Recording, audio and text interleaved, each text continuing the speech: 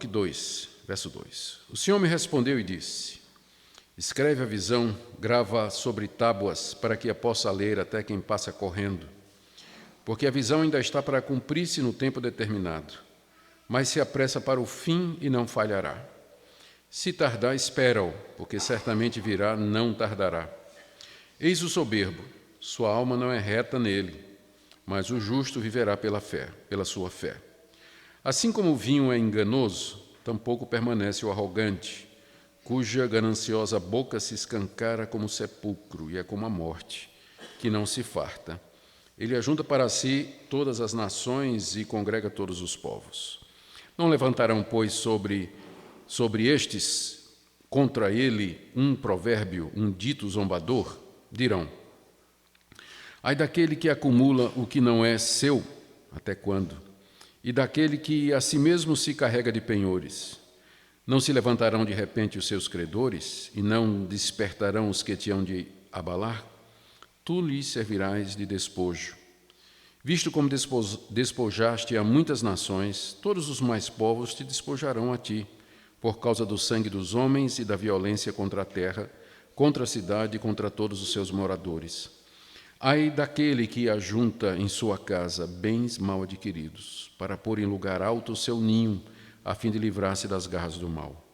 Vergonha maquinaste para a tua casa, destruindo tu a muitos povos, pecaste contra a tua alma.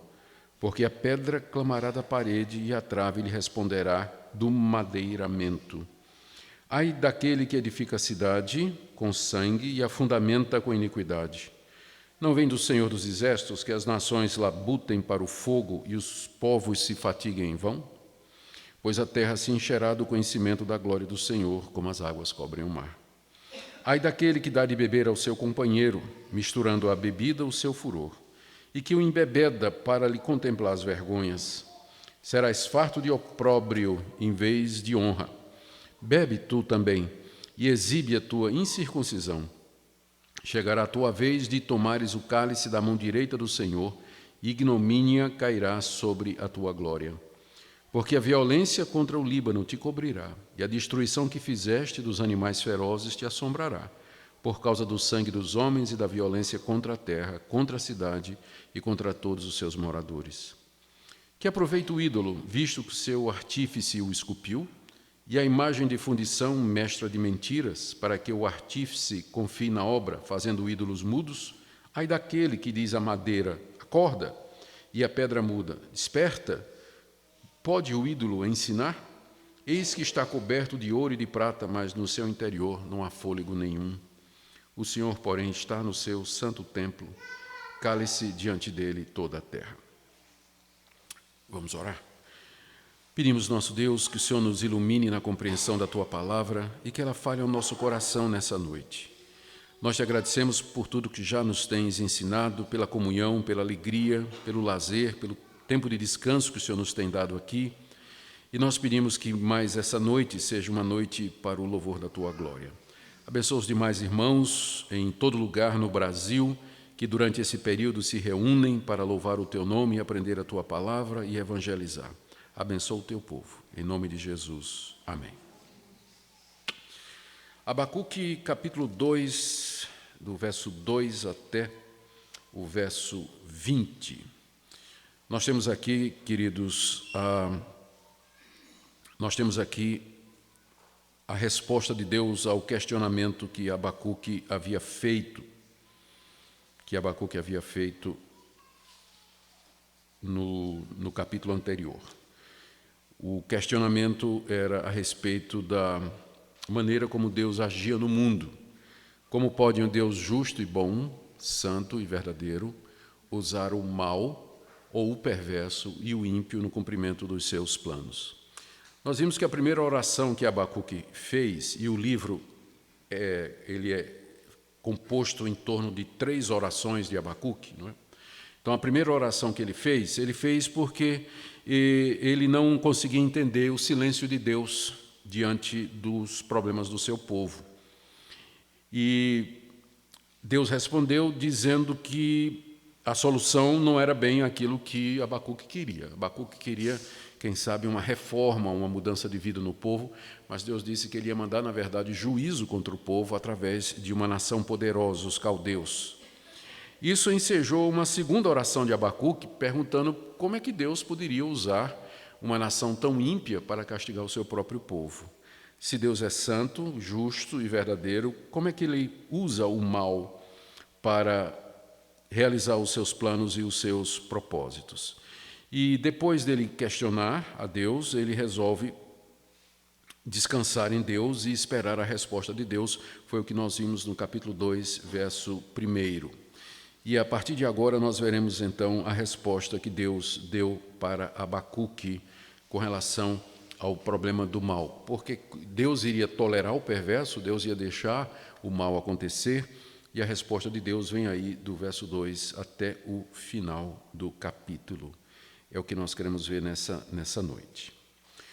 Muito bem. Então, o que é que Deus respondeu para Abacuque? Verso 2. O Senhor me respondeu. Você nunca perguntou como Deus fez isso? Ele está dizendo assim, Deus me respondeu. Eu orei e Deus me respondeu. Como é que Deus respondeu a Abacuque?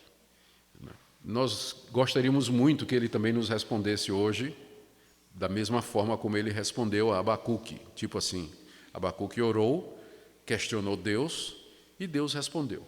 Deus deve ter respondido a Abacuque daquela forma pela qual ele costumava falar no Antigo Testamento aos profetas.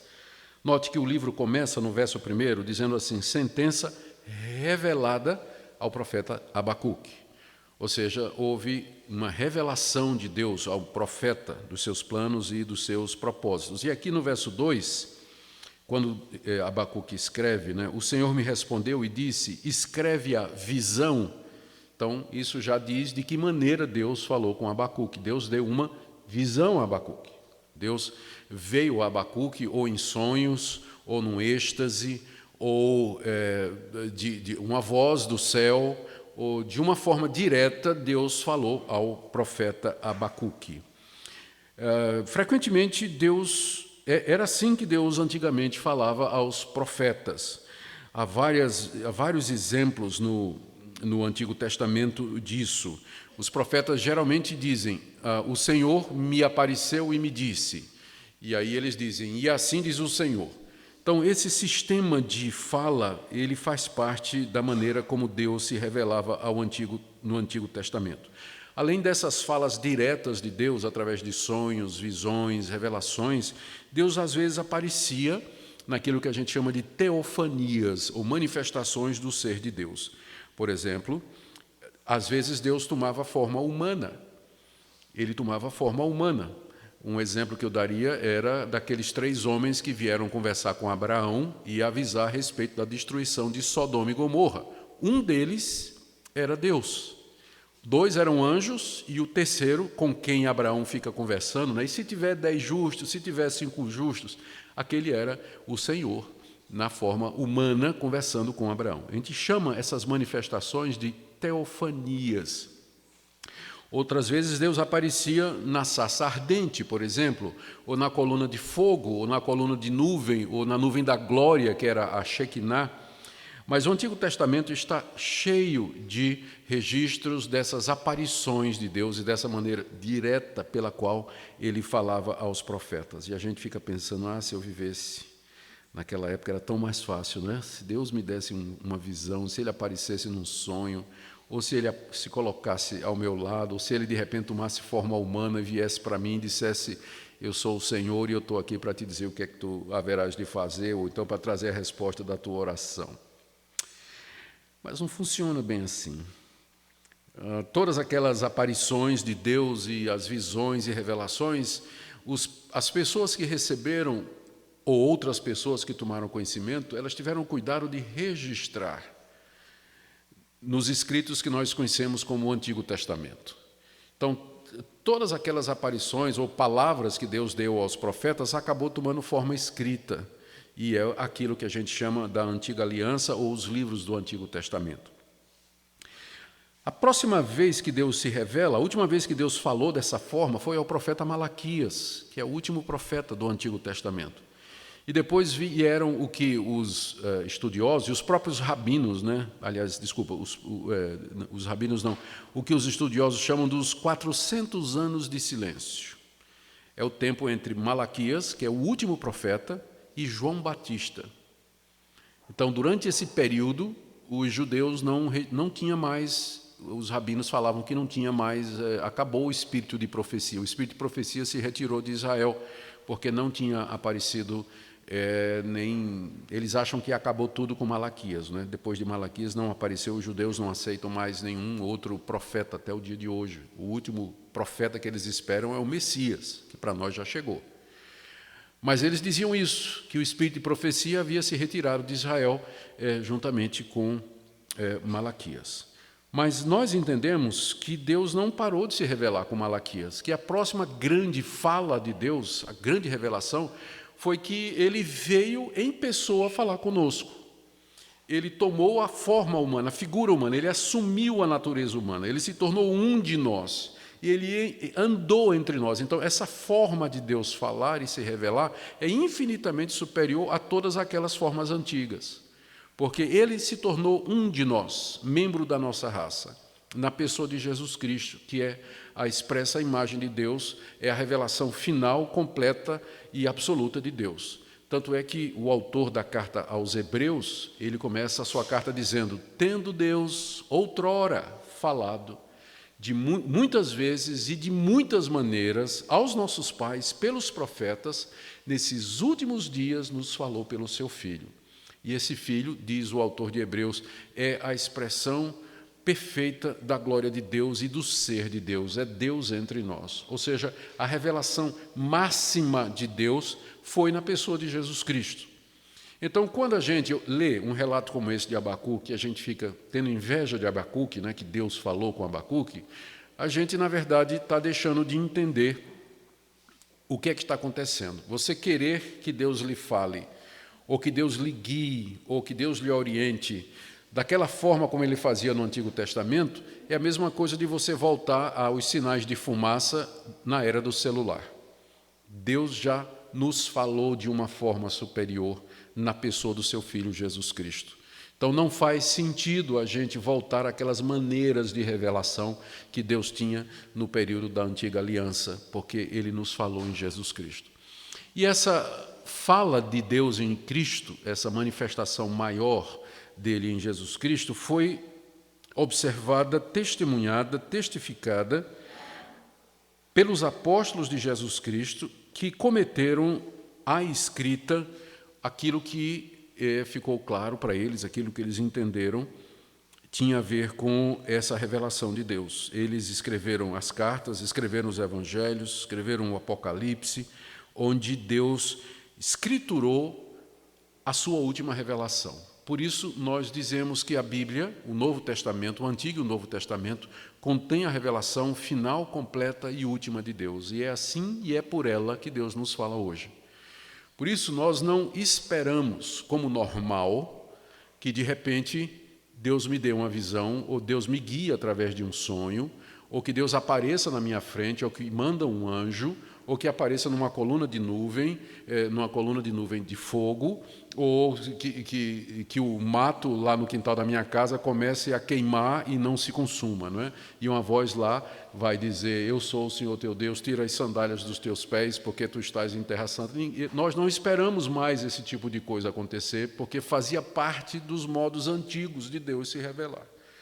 Então, hoje, se eu quero conhecer a vontade de Deus para mim, eu vou ler as Escrituras, aqui eu vou ver como é que Deus agiu com a vontade dEle em casos similares aos meus, aquilo que Deus aprova, aquilo que Deus desaprova, e tendo o ensino das Escrituras em oração, prestando atenção nas circunstâncias, porque Deus age através da providência, Ele fecha a porta, Ele abre portas, através de pessoas ao nosso redor, Ele pode nos dar sábios conselhos, Ele pode inclinar o nosso coração para determinadas coisas. Então, é assim que Deus nos guia hoje.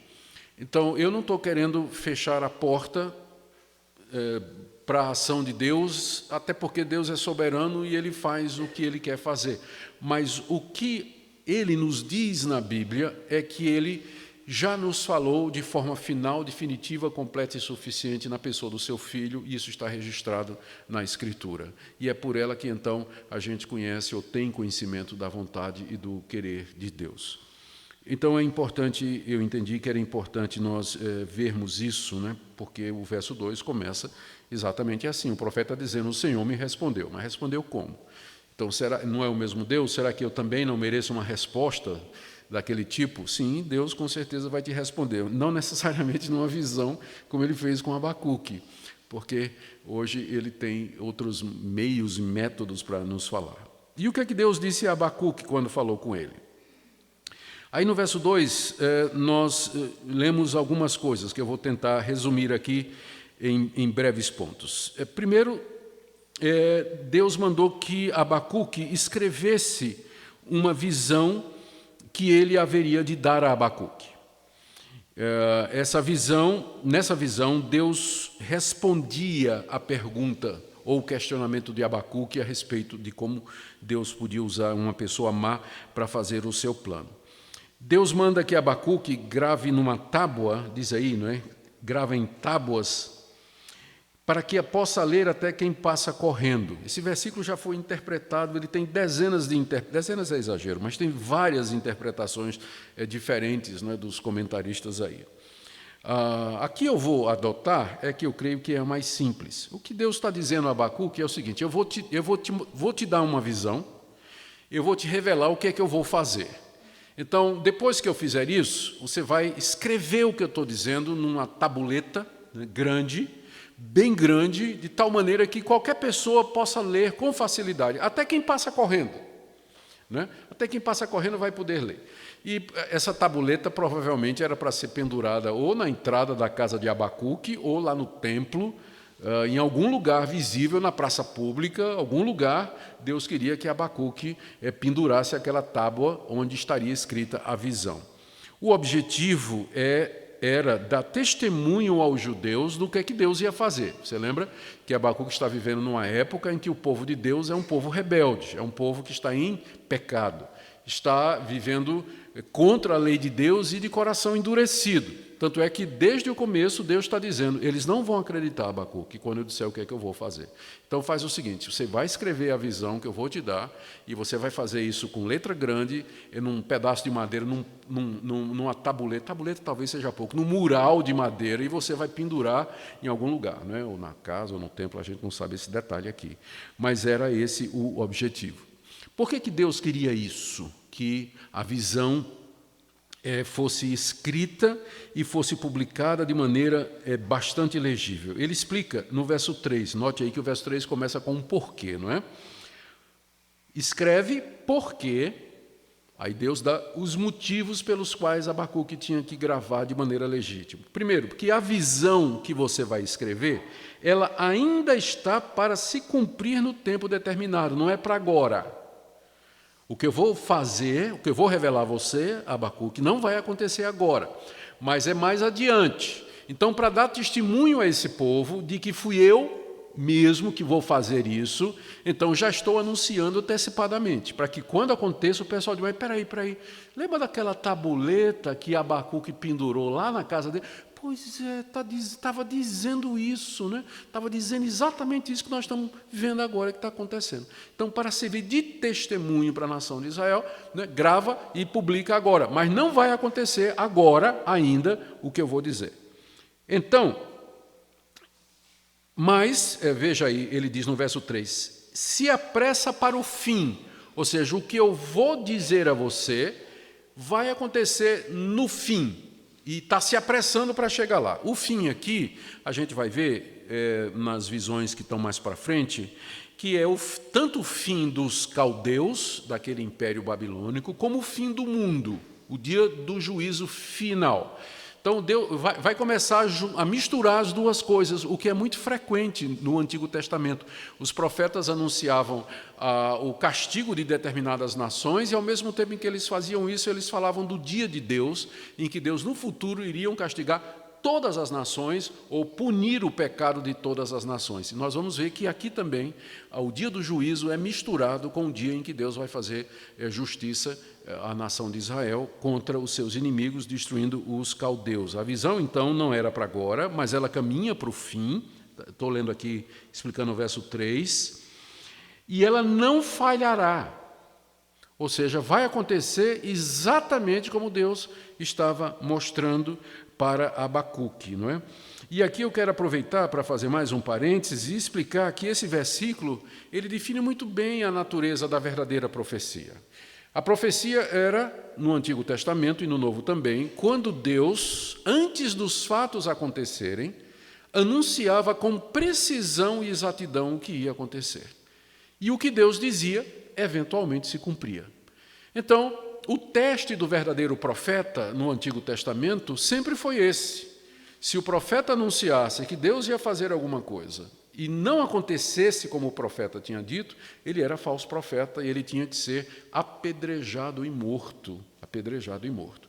Então, os profetas, eles tinham que ter muito cuidado para não dar profetada, porque dar profetada significava sentença de morte na nação de Israel, não é? Infelizmente, esse critério não é adotado mais hoje, porque você vê profecias inexatas, né?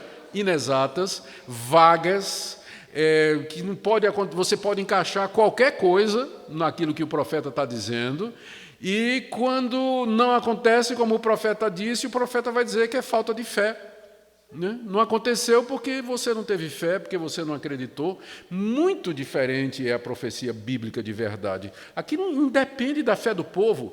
Deus está falando através de Abacuque a um povo, inclusive incrédulo, que não cria. Então não era uma questão de depender da fé do povo, mas de Deus falar.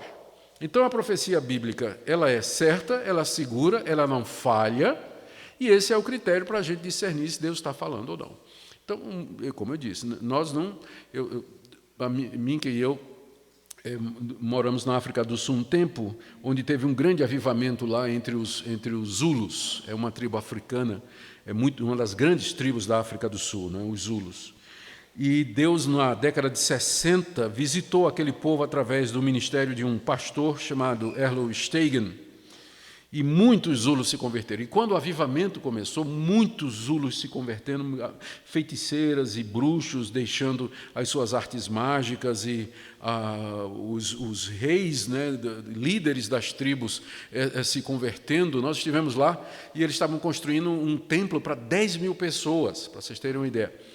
E eles contaram que logo que o avivamento começou, apareceram profetas.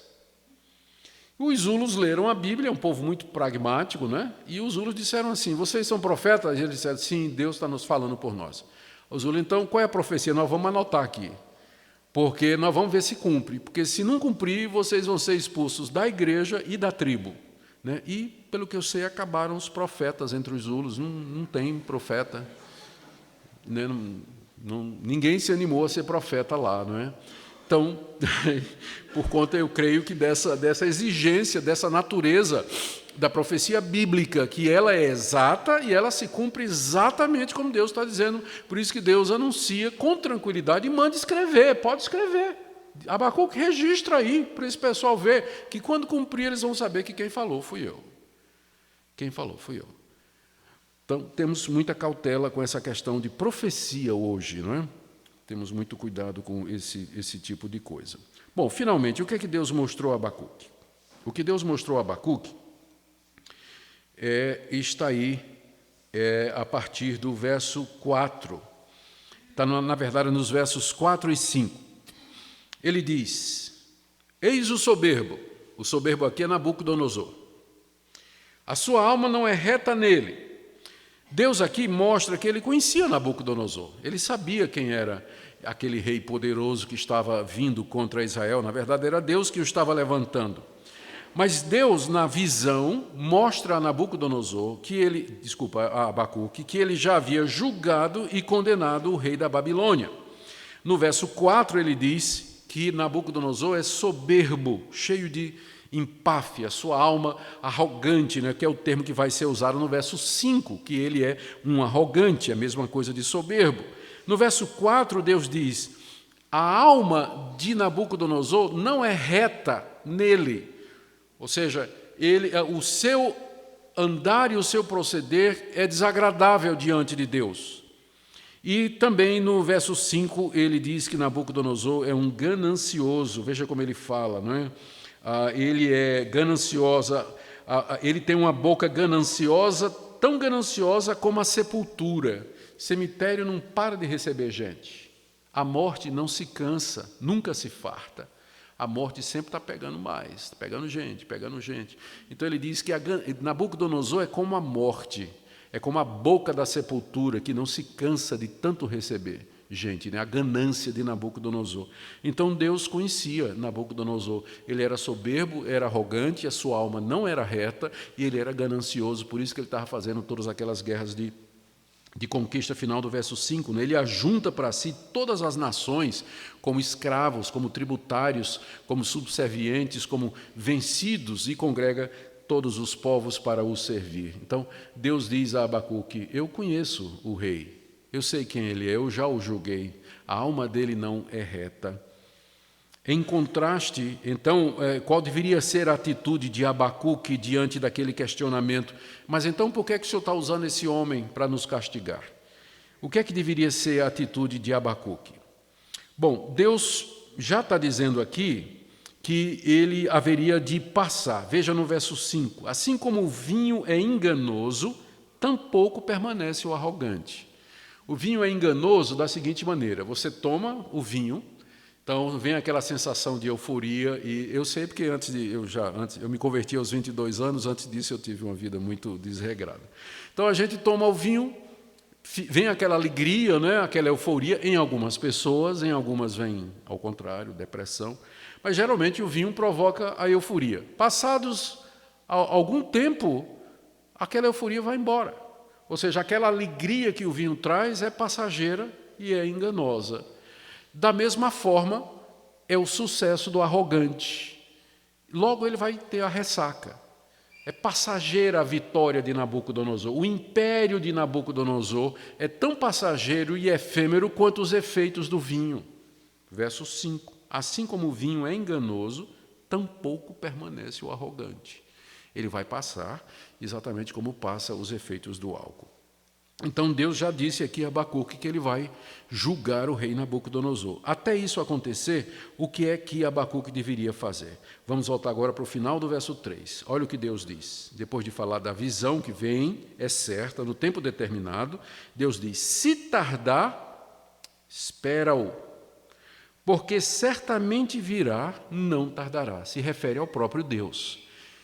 Deus virá para julgar Nabucodonosor, mas se Deus tardar, você espera, porque ele vem, com certeza, ele certamente virá e não tardará. Primeira recomendação, então, para Abacuque é: Abacuque, eu vou cumprir o que eu prometi, mas não é agora. Está se encaminhando para o fim. Mas se eu demorar, da tua perspectiva, não é? Porque da de Deus sempre vai ser no tempo certo. Mas se da sua perspectiva parecer que eu estou demorando, você espera, porque eu certamente virei. E enquanto isso, você vai viver pela fé. Verso 4. Eis o soberbo, sua alma não é reta nele, mas o justo viverá pela fé. Viver pela fé aqui significa viver na expectativa do cumprimento das promessas de Deus, porque a fé é a certeza de coisas que ainda não aconteceram e a convicção de fatos que nós não estamos vendo. É isso que é fé. Então Deus disse a Abacuque: Abacuque, eu vou mandar nação contra vocês, vou mandar o rei da Babilônia contra vocês, ele vai invadir, ele vai conquistar vocês, vocês serão levados para o cativeiro, mas vocês não serão destruídos. E eu, no tempo certo, vou condenar Nabucodonosor, vou julgar Nabucodonosor e vou castigar todo o mal que ele fez. Então, Abacuque deveria confiar em Deus e aguardar em Deus o momento em que ele iria resolver o problema do mal, que seria o dia em que ele iria punir o ímpio, que seria o dia em que ele destruiria a própria Babilônia. Então essa era a promessa de Deus e era assim que Abacuque devia viver. E é assim que nós vivemos. É dessa forma que esse versículo é usado pelo apóstolo Paulo lá em Romanos. lá em Gálatas, e é usado no autor de Hebreus, dizendo que a definição da nossa justificação, como é que nós somos salvos, é baseada nessa passagem de Abacuque. O justo viverá pela fé. Ele não vai viver pelas suas obras, ele não vai viver na dependência do seu braço ou daquilo que ele pode fazer, ou dos seus esforços, ou da sua moralidade, mas aquele que é justo, ele é justificado mediante a fé nas promessas de Deus. A situação é muito parecida aqui. Nós não estamos vendo ainda, nós vivemos de promessa, a verdade é essa, né? A nossa fé, ela é toda baseada em promessas. Deus prometeu perdoar os meus pecados, prometeu que depois da morte eu vou viver, ele prometeu que Jesus Cristo vai voltar, ele prometeu que vai ter ressurreição dos mortos, e ele prometeu um novo céu e uma nova terra, onde nós iremos habitar para sempre com Deus. Eu não estou vendo nenhuma dessas coisas acontecer, mas Deus prometeu, e eu confio em Deus, e a minha vida, portanto, é uma vida de espera, é uma vida de confiança na promessa de Deus e na palavra de Deus. Então, enquanto isso aqui nesse mundo, a realidade parece contradizer a promessa. Nós vemos o mal no mundo, nós vemos o ímpio prosperando, o tempo passa, as tristezas acontecem conosco, mas é exatamente isso que significa o justo viverá pela fé. É a mesma situação de Abacuque. Ele iria enfrentar toda aquela invasão, iria passar por toda aquela destruição, mas seguro na promessa de Deus, de que Deus haveria de reverter aquilo e que no tempo de Deus a promessa haveria de se cumprir e a justiça seria finalmente feita. Bom, agora vem a visão, e eu vou correr aqui na visão. A visão que Deus deu a Abacuque era a visão da destruição de Nabucodonosor. E vem sob a forma de 5 ais. Estou lendo aqui do verso 6 em diante.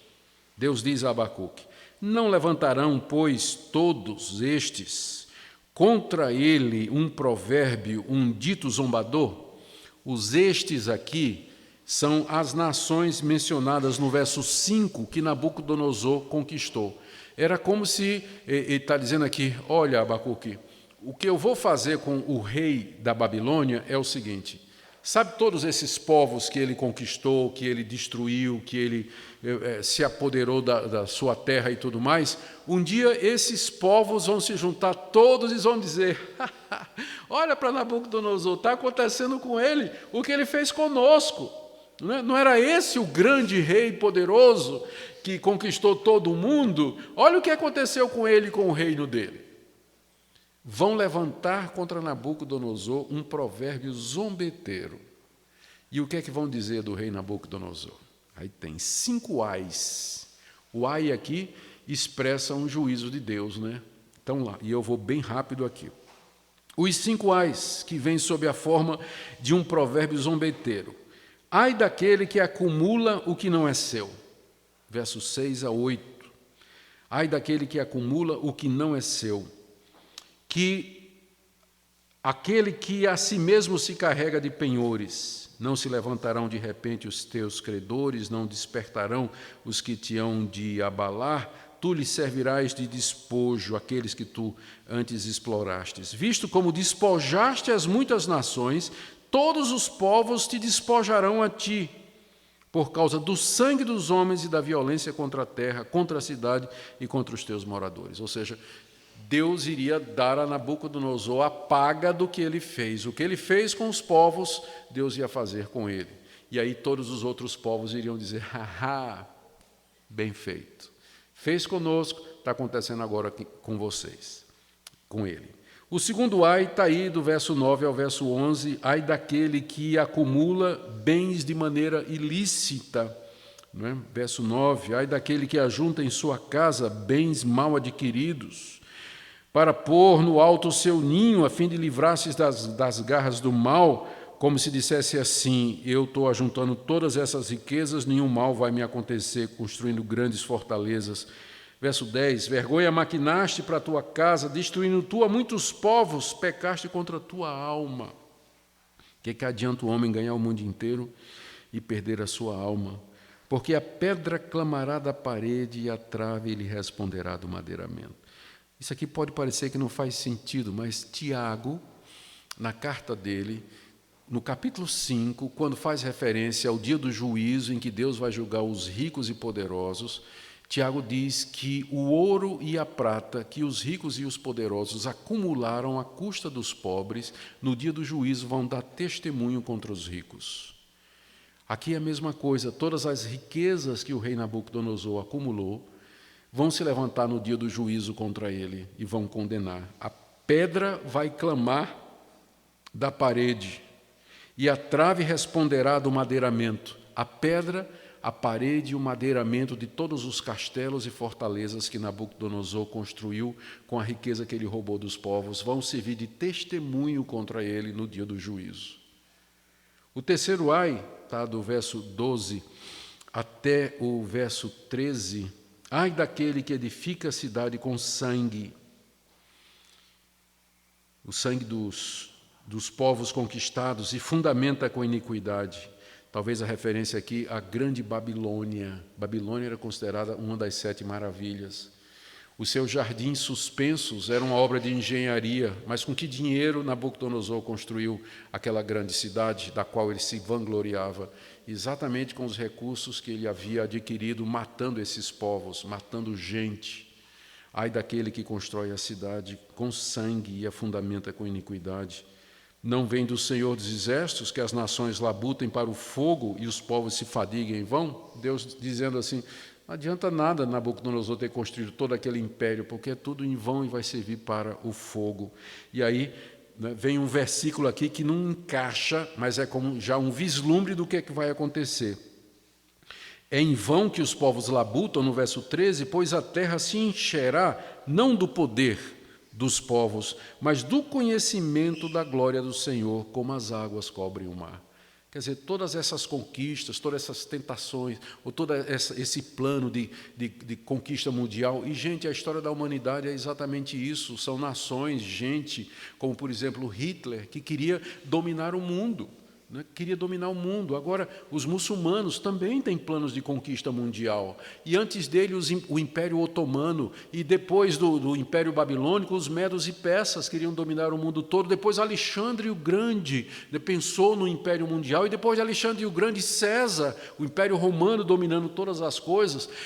Sempre houve planos de nações e de pessoas querendo dominar o mundo. Olha o que Deus diz aqui. Isso aí vai ser tudo em vão, porque o que vai encher a terra, voltando aqui ao verso 14, a terra vai se encher do conhecimento da glória de Deus, como as águas cobrem o mar. O que vai prevalecer é o reino de Deus, e nenhum dos reinos desse mundo haverá de prevalecer. Aí vem o quarto ai. Ai daquele que dá de beber ao seu companheiro, ministrando a bebida o seu furor, e que o embebeda para lhe contemplar as vergonhas, uma referência aos exércitos de Nabucodonosor, não é? Onde a embriaguez era normal, e aí vem a reprovação sobre eles, ainda no verso 16 e 17, vocês leem depois. E aí o último ai é contra a idolatria, já que aquela nação, né, os babilônicos, eles eram realmente idólatras. Que aproveita o ídolo? Estou lendo o verso 18. Visto que o seu artífice o esculpiu. E a imagem de fundição, mestra de mentiras, para que o artífice confie na obra fazendo ídolos mudos. Ai daquele que diz a madeira, acorda, e a pedra muda, desperta. Ele está falando para os ídolos, não é? Pode o ídolo ensinar? Está coberto de ouro e de prata, mas no seu interior não tem fôlego nenhum. Os babilônicos eram idólatras, eles tinham muitos deuses, tinham imagens de escultura ricas, cobertas de pedras preciosas, de material precioso, mas aí, ai daquele que confia no pedaço de pau e num pedaço de madeira, que pode estar coberto de ouro, você pode vestir com todos aqueles vestidos, né, ricos, botar coroa na cabeça e tudo mais, mas não tem espírito dentro dos ídolos, eles não podem ensinar, eles não falam, eles não respondem. Ai dos que confiam neles. E em contraste aos ídolos mudos, verso 20, o Senhor está no seu santo templo, cale-se diante dele toda a terra. Deus lá de Jerusalém governa o mundo, diz ele aqui a Abacuque. O santo templo era o templo de Salomão em Jerusalém, onde estava a Arca da Aliança e onde Deus se manifestava e falava ao seu povo. E Deus está no controle de todas as coisas. Ele é que realmente domina. E não é só o seu santo templo aqui, não é só o templo de Jerusalém, mas o templo do universo. O universo é o santuário de Deus. Ele está sentado no trono do universo. Por isso toda boca tem que se calar diante dele. Toda boca tem que se calar, em reverência e reconhecimento de que ele é Senhor. Mas esse dia, essa é a visão que Deus deu a Abacuque, não é? Mas esse dia ainda não chegou. Esse dia em que todos se calarão diante de Deus e que o conhecimento da glória de Deus vai encher toda a terra, ele ainda é um dia futuro. E até que ele chegue, nós vamos esperar pela fé. O justo viverá pela fé. E naquele dia, Deus vai punir o ímpio, o mal será extirpado, o mal será castigado. E Deus mostrará claramente que ele tolerou o mal nesse mundo para o cumprimento dos seus propósitos. E não haverá mais questionamentos, todos haveremos de ficar calados. Eu quero concluir dizendo, meus queridos, eu penso que esse é o ponto central aqui da resposta de Deus para Abacuque. Nós temos que aprender a viver pela fé, a viver pela dependência das promessas de Deus. Fé é a certeza de fatos que ainda não aconteceram, é a convicção de coisas que a gente não vê. E a vida cristã, o cristianismo é todo em cima disso, o cristianismo todo é escatológico, ele aponta para o futuro. A nossa esperança não é aqui, a nossa vida real não é aqui, a solução do problema do mal não é aqui, a salvação ela começa aqui, mas ela não termina aqui, ela ainda tem uma parte futura. Nós ainda vamos enfrentar a morte, nós ainda lutamos contra o pecado. Então toda a nossa esperança ela é escatológica, ela se dirige para o fim. Por isso, não tem nenhuma outra maneira de você ser cristão se não for pela fé. E fé é você tomar as promessas de Deus que ainda não aconteceram e dizer, eu creio nelas e eu vou viver por elas. E eu vou viver por elas. E nós vamos ver lá no final, não é, do livro de Abacuque, que Abacuque vai dizer, olha, ainda que a figueira não floresça, que falte isso, que falte aquilo, ainda assim eu vou continuar confiando e me alegrando em Deus. É isso que é a vida cristã. Nós andamos por fé e não por vista. Nós andamos por fé e não por sentimentos. Nós andamos por fé e não pelo que as mídias sociais nos informam, pelo que o telejornal diz, pelo cenário mundial, pela política. Não é por isso que nós andamos, mas nós andamos por fé nas promessas de Deus. Então, isso é dessa forma que nós aquietamos o nosso coração. É dessa forma que nós mantemos a sanidade no meio desse mundo louco e sem sentido. Né? É o que nos dá referencial e esperança, senão a gente pira, surta. Mas nós temos as promessas de Deus que nos foram dadas na sua fala maior, que é Jesus Cristo, e é por elas que nós vivemos aqui. Amém? Vamos orar. Ó Deus, fortalece-nos a fé. Ó Deus, às vezes a nossa fé vacila, e às vezes nós questionamos. Mas, ó Deus, nos ajuda a esperar o tempo do Senhor, quando o Senhor parece demorado, quando o Senhor parece atrasado. Nos ajuda a lembrar que é o tempo do Senhor e não o nosso, e que para tudo há um tempo determinado por Ti. E, Senhor, nós não sabemos quando o Senhor virá, nós não sabemos quando o Teu conhecimento encherá toda a terra, e quando toda boca se calará diante de Ti. Mas nós sabemos que isso vai acontecer. E mesmo que isso não aconteça em nossos dias, nós morreremos em fé. Nós enfrentaremos a morte com esperança, sabendo que o Senhor é fiel e que o Senhor nos levantará outra vez do pó da terra para que possamos contemplar o Teu triunfo final, a Tua vitória sobre o mal e o reino que o Senhor prometeu àqueles que o amam. Te damos graças porque em Jesus Cristo todas essas promessas têm o amém, e que Ele selou com seu sangue todas as tuas promessas, e que, portanto, podemos confiar. Ajuda aqueles que enfrentam dificuldades, passam por angústias aqui nesse mundo, consolando com tua palavra. Em nome de Jesus. Amém.